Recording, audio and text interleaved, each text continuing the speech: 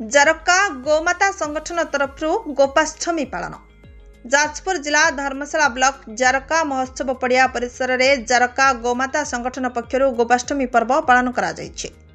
ଜାରକା ଗୋମାତା ସଂଗଠନର ସଭାପତି ବାମଦେବ ମିଶ୍ରଙ୍କ ସଭାପତିତ୍ୱରେ ଆୟୋଜିତ ଏହି କାର୍ଯ୍ୟକ୍ରମରେ ମୁଖ୍ୟ ଅତିଥି ଭାବରେ ଧର୍ମଶାଳା ବିଧାୟକ ମା ଶ୍ରୀମତୀ ମିନତୀ ସାହୁ ଯୋଗ ଦେଇଥିବା ବେଳେ ମୁଖ୍ୟ ବକ୍ତା ଭାବରେ ସିଦ୍ଧଗିରି ଆଶ୍ରମର ବାବା ବିଶ୍ୱନାଥ ଦାସ ମହାରାଜ, ସମ୍ମାନିତ ଅତିଥି ଭାବରେ ମୁନି ବାବା ଆଶ୍ରମର ଜ୍ଞାନେନ୍ଦ୍ର ସରସ୍ୱତୀ ମହାରାଜ, ଦେଓଦା ମଠର ମଠାଧୀଶ, ଗୋମାତା ସଂଗଠନର ସମ୍ପାଦକ ନିଷ୍କାନ୍ତ ଖଟୁଆ ଓ କାହ୍ନା ଚରଣ ଦାସ ଯୋଗଦେଇ ଗୋମାତା ସୁରକ୍ଷା ସମ୍ବନ୍ଧରେ ସାରଗର୍ଭକ ବକ୍ତବ୍ୟ ପ୍ରଦାନ କରିଥିଲେ।